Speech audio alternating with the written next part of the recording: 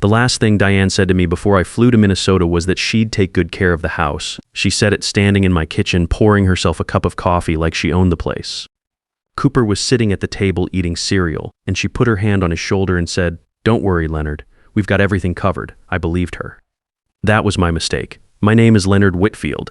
I'm 64 years old. I spent 31 years as a construction engineer, built things that are still standing all over this state, raised 2 kids in a house on Crestview Drive in Phoenix, and buried my wife Patricia in 2021 after 34 years of marriage. 3 years later, I checked into Mayo Clinic in Rochester with a heart that needed serious attention. Blocked arteries, the cardiologist said, not optional. 6 weeks of treatment, monitoring, and recovery. I left the house key with my son Nate. I left Nate in the care of his wife Diane. I flew to Minnesota thinking the hardest part of the next 6 weeks would be the hospital food. I was wrong about that.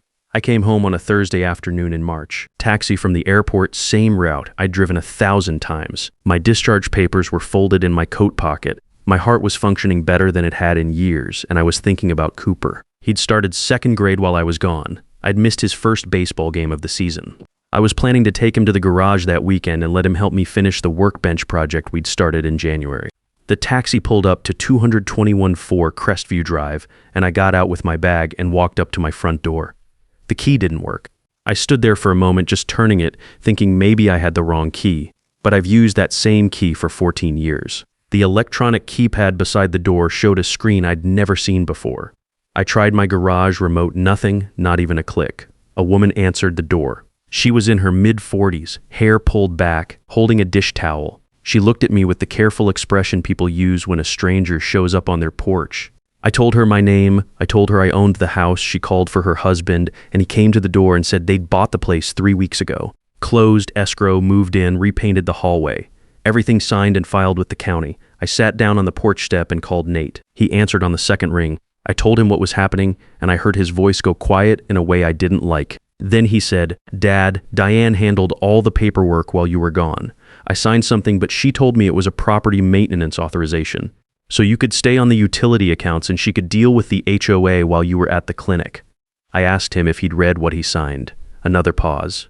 She said it was standard. She walked me through it and told me what each page was. I asked him what Diane had told him about the sale. She said you'd talked about it before you left, that you'd decided the house was too much to manage alone and that the money was going into an account for your care. She said you didn't want to worry me with the details. I had never said any of those things to anyone. The couple who'd bought the house, Lester and Nadine Calloway, were decent people. They could see something was badly wrong and they gave me space on the porch while I made calls. A retired pharmacist and a former school teacher who'd saved for 20 years to buy a retirement home. They had nothing to do with what had been done to me, and standing there, I was already separating them from the people who did. The police came within 20 minutes. 2 officers who were professional and thorough. They looked at the deed, looked at the sale documents, looked at the power of attorney that had my signature on it. On paper, everything was clean. Sale completed legally, new deed filed, notarized properly by a woman named Shirley Bowman. The officer told me if I believed there was fraud, I'd need to pursue it through civil channels. He wasn't dismissing me, he was just telling me the truth. I looked at that power of attorney for a long time in the back of my rental car later that evening. I'd been in construction for 31 years. I'd read more contracts than most lawyers. I knew my own signature, knew the specific way I formed the loop on the capital L in Leonard, the slight rightward lean on the W. Whoever had signed that document had gotten close, but the R in Leonard was wrong, too open at the top. I'd been closing that loop since I was in high school. I called my daughter Beverly in Denver. She listened without saying a word until I finished. "Did anyone contact you about the house?" I asked. "Not once," she said. "Not a single word. I need a notarized statement from you by tomorrow saying you never signed or authorized anything related to a sale." "I'll have it to you tonight," she said. Then I called Philip Lawson, 22 years as my attorney. Real estate, the family trust, everything. He picked up on the 3rd ring and I told him the whole thing. "Don't contact Diane," he said. "Don't contact Earl. Don't tell them anything. Give me 48 hours. I checked into a hotel and sat on the bed with my laptop open, pulling every document I had out of cloud storage. The Mitchell family trust documents were exactly where I'd saved them. The original deed showing my name as sole owner since 2009. The limited power of attorney from my gallbladder surgery 4 years ago, which had a clear expiration clause. It had been dead for 3 years before I ever stepped on that plane to Minnesota. Diane had used a document that no longer existed. The POA attached to the sale was different from mine. Same header, same basic structure, but broader language covering real property transactions. Someone had drafted a new one and put my signature on it. I stared at that signature for a long time. The loop on the L was almost right. The W had the correct lean. But the R in Leonard was open at the top and mine never is. I've been closing that loop the same way since I learned cursive in 4th grade. I sent Philip a scanned copy at 11 that night and went to sleep with the laptop still open. The next morning, Floyd Mercer called me. Philip had already reached out to him. Floyd was a private investigator I'd used twice during my engineering career when subcontractors tried to bury liability in paperwork. He was quiet, methodical, and he didn't waste words. He said he'd have preliminary findings within 72 hours and hung up. 48 hours after that, he called back. Sun State Property Holdings LLC, he said. Registered in Arizona in 2019. Registered agent is Earl Greer. Home office address matches his residence in Scottsdale. Earl Greer was Diane's father. He'd held an Arizona real estate broker's license for 19 years. On the surface, he was just a concerned father-in-law helping navigate a complicated family situation while his daughter's father-in-law was in the hospital. That's how he'd presented himself to the escrow company, the title agent, and anyone else who had asked a question. What he had not told any of them was that he was the buyer. He had purchased my house through a shell company he controlled for $285,000. The assessed market value at the time of sale was $415,000. 3 months later, after minor cosmetic updates, he had relisted the property and sold it to the Callaways for $430,000. His profit on the transaction, not counting costs, was $145,000 and none of it declared to the IRS. I sat with that information for a full day before I said anything to anyone except Philip. It wasn't impulse or desperation. It wasn't Diane panicking because Nate had gambled them into a hole. This was a planned transaction. Earl had the LLC ready. He'd waited for the right window, and my 6 weeks in Rochester had given it to him. The POA was drafted specifically for property transactions. Shirley Bowman, the notary, had authenticated a document she should never have touched. Philip filed for a forensic document examination on day 5. Audrey Vance came in on day 6. She was in her late 40s, efficient, and she handled the POA the way a surgeon handles an instrument. She spread it on the table, used a magnifying apparatus, then brought out a device I didn't recognize. "The ink on this document is less than 5 weeks old," she said. The paper stock matches a commercial printer supply brand discontinued in 2022, which means this was printed on stockpiled inventory. And the person who signed your name was right-handed, but writing with compensated pressure, like someone naturally left-handed forcing the right hand. I told her Diane had been left-handed since childhood. Audrey wrote a 14-page report. She included ink composition analysis, pressure mapping, and a direct comparison with 6 authenticated signatures of mine pulled from notarized documents Philip had on file. The conclusion was unambiguous. The signature was not mine. What happened next with Nate was harder than any of the legal work. He came to the hotel on day 7. I hadn't called him with details yet, only told him I needed to show him some documents in person. He sat across from me at the small desk in my room and I laid everything out. The original POA he'd signed, the one that had actually been filed, the differences between them, Audrey's report, Floyd's findings on Earl and the LLC. He didn't say anything for a long time. Then he said she walked me through every page. She sat right next to me and explained what each section meant. I told him I knew. "I thought I was helping you," he said. "She told me you were stressed about the house and that this would take the burden off while you were recovering. The thing about Nate is that he's not a careless person. He reads things, he asks questions." Diane had known that, which is why she'd sat beside him and explained each page out loud while he signed. She'd told him what it said. The words on the page said something different. He looked at me and asked what we were going to do. I told him I needed one thing from him first, a notarized statement that he had not knowingly authorized the sale of my property, had not understood the document to be a real estate power of attorney, and had been given a false description of what he was signing. He said he'd have it the next morning. Then I told him the second thing I needed him to be patient, stay calm around Diane, and not change anything in his behavior at home. Not yet. I needed a few more weeks before any of this moved into the open. He looked at me for a long moment. "You already have a plan," he said. I told him I was working on one. The hardest part of those weeks wasn't the legal work. It wasn't sleeping in a hotel room or eating takeout every night or spending hours on the phone with Philip going over documents. The hardest part was Cooper. My grandson was 7 years old. Every Saturday morning since he could walk, he'd come over to the garage workshop with me. I'd taught him how to hold a tape measure, how to read a level, how to identify wood by grain and smell. After Patricia died, those Saturday mornings became the thing I built my week around. Cooper didn't know that. He was just a kid who liked tools and sawdust and the way wood smelled when you cut it fresh, but I knew. 3 days after I got back from Rochester, I called Nate to ask about bringing Cooper over to the hotel for a few hours, just to see him. Nate went quiet for a moment and then said Diane had told him that the stress of Grandpa's situation wasn't good for Cooper right now, that it was better to give things time to settle before mixing the kids into it. Cooper was the only grandchild I had. He wasn't being mixed into anything. He was being used as a door that could be opened or closed depending on what Diane needed from me. I told Nate I understood and got off the phone. Then I sat in that hotel room for about 20 minutes doing nothing. After that, I called Philip and told him to move faster.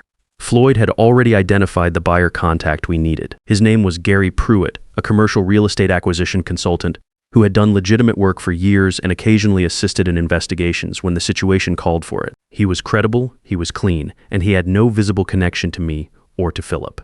Gary reached out to Earl Greer through a referral from a mutual contact in the Phoenix development community.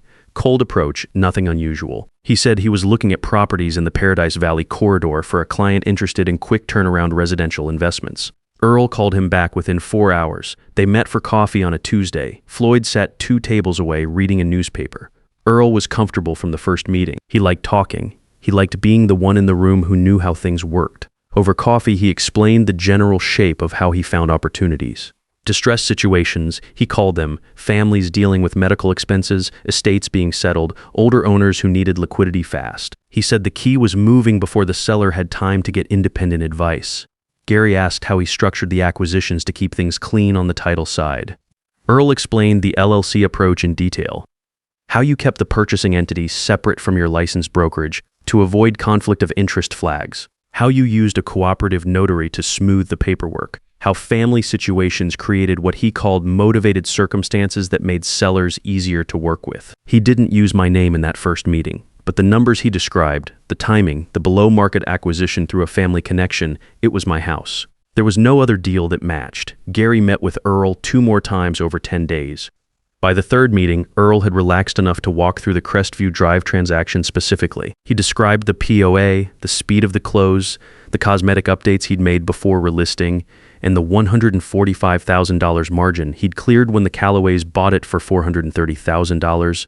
Every word across all 3 meetings was recorded on a device Gary wore in his jacket pocket. Floyd delivered the audio files to Philip on a Wednesday morning. I sat in Philip's conference room and listened to all of it. Earl's voice was calm and satisfied throughout. He sounded like a man describing a skill he'd perfected over years. Philip filed with the Arizona Department of Real Estate on Thursday morning. The complaint included the audio recordings, Floyd's LLC research, Audrey's forensic report, Beverly's notarized statement, Nate's notarized statement, and the documented comparison between the original medical POA and the fraudulent property POA. The IRS criminal referral for Earl's $145,000 unreported gain went out the same afternoon. The civil suit, fraud, elder financial abuse, and conspiracy was filed Friday morning in Maricopa County Superior Court. By Friday at 3 in the afternoon, Earl Greer's real estate license was under emergency suspension pending investigation. I found out about the suspension from Philip while I was sitting on a bench at Papago Park. I'd asked Nate to bring Cooper to meet me there, away from the house without telling Diane in advance. Nate had decided he was done asking her permission for things that were none of her business. Cooper ran across the grass and grabbed my arm with both hands. "Grandpa, where did you go? Dad said you were at the doctor." I told him I'd had some things to take care of, but that I was fine now. He accepted that the way 7-year-olds do, without needing more, and then asked if we could go to the garage on Saturday. I told him soon. Nate stood a few feet back, watching. He looked tired. Not the kind of tired that sleep fixes, but the kind that comes from holding something together that keeps wanting to fall apart. He'd been doing that for weeks, staying calm around Diane, not changing anything. Waiting, I walked over to him and told him it was almost time. He nodded. He'd been ready for a while. The hearing was set for a Tuesday morning in late April. Maricopa County Superior Court, Judge Carol Webb presiding. I'd looked her up before the date. 21 years on the bench, former civil litigator, known for keeping proceedings tight and tolerating nothing she considered a waste of the court's time. Philip said she was exactly who we wanted. Diane arrived with a lawyer named Sandra Holt, a woman with a sharp reputation for defending financial fraud cases in Phoenix. She'd gotten people out of worse than this on technicalities, Philip told me. But he didn't seem concerned. He said technicalities required gaps in the evidence, and we didn't have any gaps. Nate sat on my side of the courtroom. He'd moved out of the house the week before, taking Cooper with him to stay at Beverly's apartment while she was visiting from Denver. Diane had tried to block it. She'd called her own lawyer, made calls to Nate's phone every hour for 2 days. Nate had changed his number and finished packing. I watched him walk into that courtroom and sit down beside me, and I didn't say anything. There wasn't anything to say. Philip presented the evidence in sequence.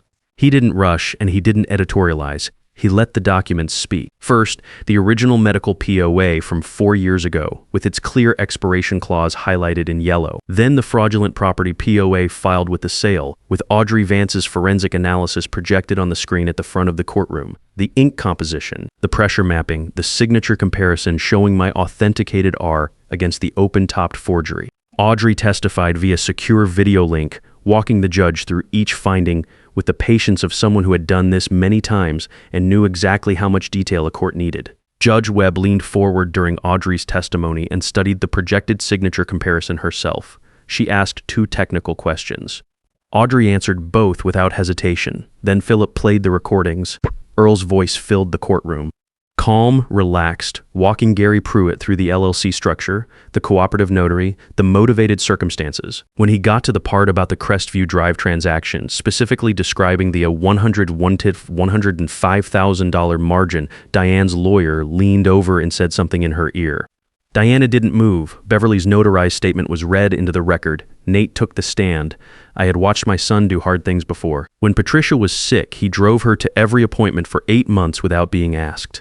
When the diagnosis got worse, he kept showing up every day without falling apart in front of her. I'd always respected that about him. What he did on that stand was harder.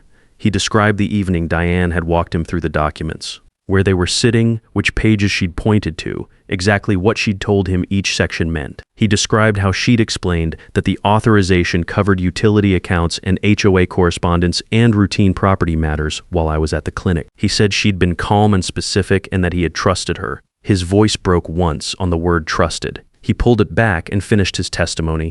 Sandra Holt cross-examined him for 22 minutes. She asked whether he'd read the documents independently, whether he'd consulted his own attorney, whether he'd contacted me directly to confirm before signing. Nate answered every question directly. No, he had not read them independently. No, he had not consulted anyone. No, he had not called me because his wife had told him I'd already agreed, and he had no reason at that point not to believe her. Holt tried the coercion angle for Diane. She argued that Earl had pressured his daughter, that Diane had been acting under her father's influence, that she hadn't fully understood the scope of what was being executed. Philip introduced the text messages. They had been recovered during discovery from Diane's phone. 6 weeks of messages between her and Earl beginning the day I told Nate I was flying to Rochester. Dates, figures, the name of the escrow company, discussions about Shirley Bowman and her fee. A message from Diane asking Earl how quickly they could close before I got back. Another message, sent the morning after I left for the airport, that said simply, "He's gone, move forward." Sandra Holt asked for a recess. Judge Webb denied it. The hearing concluded in the early afternoon. Judge Webb's ruling came the following week in a written order that was 9 pages long. She found sufficient cause for the civil claims of fraud, elder financial abuse, and conspiracy to proceed to trial. She issued a preliminary injunction freezing Diane and Earl's accessible assets pending resolution. She also referred the matter to the Maricopa County District Attorney's Office for criminal review. Earl's suspension became a permanent license revocation 3 weeks later. The IRS assessment came in the month after that. Back taxes on the $145,000 gain, plus penalties and interest, assessed personally, not through the LLC. The civil judgment, when it came, required Earl to compensate Lester and Nadine Calloway for the full difference between what they'd paid and a fair arm's-length market price, plus damages. The Calloways had done nothing wrong. They'd saved for 20 years for that house. The judgment made them whole, and I made a point of calling Lester personally when it came through. He thanked me and said they'd found a place in Sedona they liked even better. Diane's criminal plea came 6 weeks after the DA's review, 2 years probation. Mandatory financial fraud counseling, restitution to me, in the amount of $287,000 payable over 18 years. She walked out of that courthouse in clothes I didn't recognize, carrying a bag I'd never seen. Everything from the life she'd been living before was already gone. The family court proceedings took another 5 months. Diane's attorney argued for joint custody. She submitted character references, a letter from her employer, documentation of her involvement in Cooper's school activities. It was a reasonable presentation on paper. The problem was the evidence that came in on the other side. Philip connected Nate with a family law attorney named Gloria Weston, who had 24 years of experience in Maricopa County courts. She was thorough, and she was patient, and she understood exactly what the financial fraud case meant in the context of custody. A parent who had used a child as leverage to control the other parent's access to a grandparent. A parent who had restricted a 7-year-old's relationship with his grandfather not out of concern for the child, but as a pressure tactic during an ongoing fraud. The guardian ad litem appointed by the court interviewed Cooper twice. She also interviewed Nate, interviewed me, reviewed the text message record that had been entered in the civil case, and submitted her recommendation to the judge 3 weeks before the final hearing. I was not present for the custody hearing. That was Nate's day, not mine. He called me afterward from the parking lot, and I could hear in the first 2 words that it had gone the right way. Primary custody to Nate. Supervised visitation for Diane on alternating weekends. The judge's written findings noted a documented pattern of using the child's access to family members as an instrument of control. Nate said it twice just to hear it out loud. Then he said he was going to go pick up Cooper from Beverly's and take him for ice cream. I told him to get the big ones. The house came back to me in August. The Callaways had been fully compensated through the civil judgment and the title insurance resolution, and they vacated with no dispute. Lester and Nadine had found a place in Sedona that they said fit them better anyway. I called Lester the week before the transfer and thanked him for handling a bad situation with more grace than most people would have managed. He said he just wanted it over and wished me well. I drove to Crestview Drive on a Thursday morning with my own key, the spare I'd kept in a lockbox at Philip's office for 14 years. It worked on the first try. The house smelled different. New paint, somebody else's cleaning products, the particular neutral scent of a place that had been staged and shown and lived in briefly by strangers. The walls in the hallway were a color I hadn't chosen. The kitchen had a new backsplash. Small things that added up to a house that had been someone else's for a few months. I walked through every room, then I walked out to the garage. It was untouched. Earl had apparently gone through it during the listing period, according to the sale records. He'd categorized the contents as personal property not included in the transaction, which was correct, and left everything where it was. What he hadn't understood was that the garage wasn't just storage. Whitfield Workshop LLC had been a registered small business entity since 2014. The tools, the fabrication equipment, the workbench setups, the registered trade designs filed with the state. None of it was part of the property deed. It existed separately, under its own registration, protected by its own documentation. Earl had sold the land and the walls. He had never touched what was inside. The total assessed value of the workshop assets was $180,000. The IP registrations alone were worth more than he'd pocketed on the transaction margin. Dorothy Hale from next door came over that afternoon with a casserole and a look on her face that said she'd been waiting to do that for months. She stood on the porch and said she was glad I was home and that the neighborhood had not been the same. I thanked her and meant it. The first Saturday after I moved back in, Nate brought Cooper over at 9 in the morning. Cooper walked straight to the garage without asking. He found the level I'd taped his name to, the blue strip of masking tape with Cooper written in black marker, still on the handle where I'd put it 2 years ago. He held it up. Is this still mine? I told him it had always been his. Nate leaned in the garage doorway watching us. He looked the way people look when something that was broken for a long time is finally just fixed. Not excited, not dramatic, just settled. I told him that the workshop was his eventually, his and Cooper's. Whenever the time was right, he nodded and didn't say much. Some things don't need a lot of words. I still think about why Diane did it. I've had enough quiet evenings to go over it. She saw a 64-year-old man with a heart condition getting on a plane, and she saw a window. That's the plane version, and I think it's the right one. She didn't see the 22-year legal relationship, or the forensic examiner, or the recordings, or a son who would eventually choose his father over her. She saw an old man, and she thought that was enough. People make that mistake. If this story stayed with you, share it with someone who needs to hear it. There are a lot of men out there who have built something over a lifetime and assume the people closest to them will protect it. Sometimes they will, and sometimes you need to know what's in your garage. Leave a comment, pass it along. It matters more than you think.